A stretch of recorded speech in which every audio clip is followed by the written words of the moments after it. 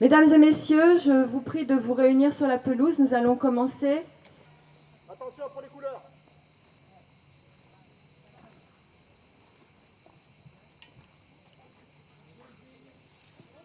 Ouais. Envoyez.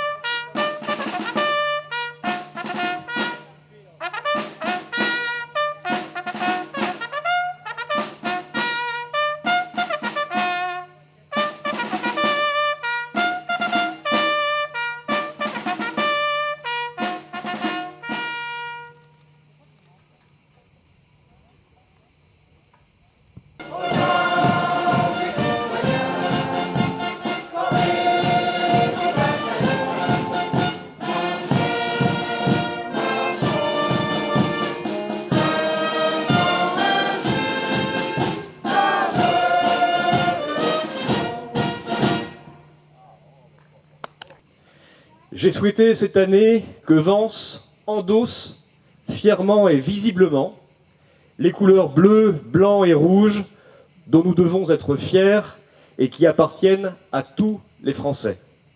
Ce sont les couleurs de notre République, car notre fête nationale, c'est d'abord la fête de notre République. Cette République qui est un peu comme l'air que l'on respire. Une chose dont on ne perçoit le caractère essentiel que lorsqu'elle disparaît ou se raréfie. Célébrer le 14 juillet, c'est célébrer un moment fort de notre histoire. C'est mettre à l'honneur notre République et rappeler que la nation française, depuis le début de la Troisième République, est fière de ce peuple français qui a su prendre en main son destin. Car le 14 juillet 1789 reste le symbole fort d'une nouvelle manière d'intervention du peuple dans le déroulement de son histoire. Un peuple sujet qui est devenu un peuple acteur. Parmi tous les épisodes de la Révolution, la prise de la Bastille a été choisie comme symbole de tous les arbitraires, de toutes les oppressions et de toutes les injustices.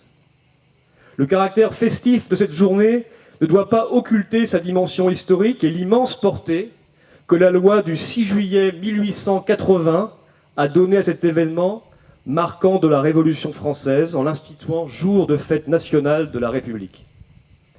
Et il aura donc fallu attendre près d'un siècle après la prise de la Bastille pour que la décision soit prise de faire de son anniversaire la journée de fête nationale.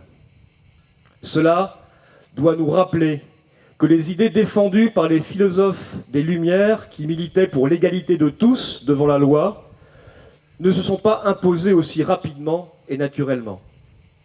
Notre pays de la démocratie et des droits de l'homme résulte de cette volonté collective de perpétuer l'idéal de liberté, d'égalité et de fraternité.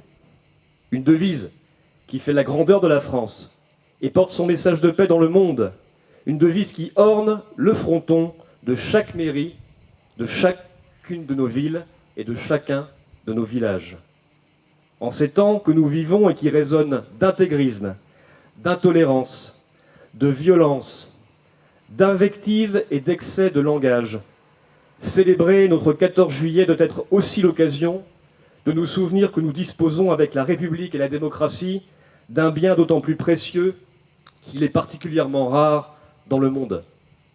C'est un bien qui mérite qu'on se batte pour lui, pour le préserver, pour l'enrichir, pour l'enraciner, pour le conforter. La République n'est pas seulement une forme de gouvernement, c'est une éthique, une manière de voir le monde, un mouvement, une espérance. C'est la volonté de faire en sorte que les règles de la vie en commun soient élaborées par l'ensemble de ceux auxquels elles s'appliquent. C'est l'exigence de l'égalité, du respect des différences et de leur dépassement. Cela aussi, d'une certaine manière, donne à la nation française une définition particulière. La nation ne peut se réduire à un conglomérat de communautés ethniques, religieuses ou culturelles. La nation ne peut non plus se réduire à la juxtaposition de groupes ou de communautés autonomes, indifférentes, sinon hostiles. C'est dire si nous avons le devoir d'être vigilants envers tout ce qui pourrait risquer de réduire ces dimensions de la nation, pour refuser toute dérive communautaire qui accepterait ou revendiquerait des droits ou des devoirs particuliers pour des groupes particuliers de la nation. Mais aussi refuser toute dérive qui aboutirait à refuser le droit d'appartenance à la nation à celles et ceux qui, vivant avec nous, nés à nos côtés, partageant nos valeurs, veulent aussi faire partie de notre nation. Je terminerai par ce point.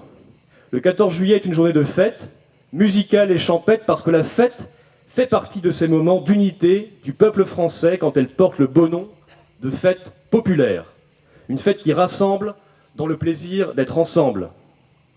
J'ai souhaité créer la commission extra-municipale laïcité et vivre ensemble pour justement réunir et faire vivre ensemble des Vansois de tous horizons, des Vansois de culture, de niveau social, d'idées politiques différentes pour qu'ils se rencontrent, qu'ils se parlent, qu'ils se découvrent et qu'indépendamment de leur statut ou de leurs convictions, chacun soit entendu et écouté.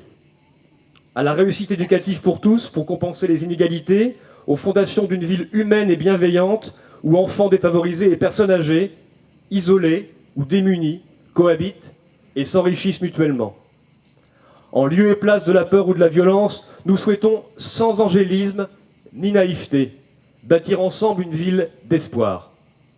Je remercie du fond du cœur l'ONAC et sa directrice, Madame Léandry, qui nous accueille, la brigade des sapeurs-pompiers de Vence et son commandant, le capitaine Zorzut, le comité des fêtes et des traditions et sa présidente, Estelle Le Sueur, la police municipale de Vence et son commandant, Marc Monchot, les services techniques de la ville, dirigés par Éric Caponi, le conseiller municipal délégué aux fêtes et traditions, Yves Rouguisto, qui a orchestré cette journée avec Josiane Gatasieka.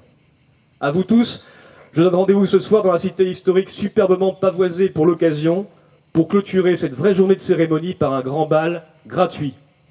Votre présence aujourd'hui me fait chaud au cœur. Vive Vence et les Vensois, vive le 14 juillet, vive la République, vive la France, et elle en a bien besoin, vive l'Europe.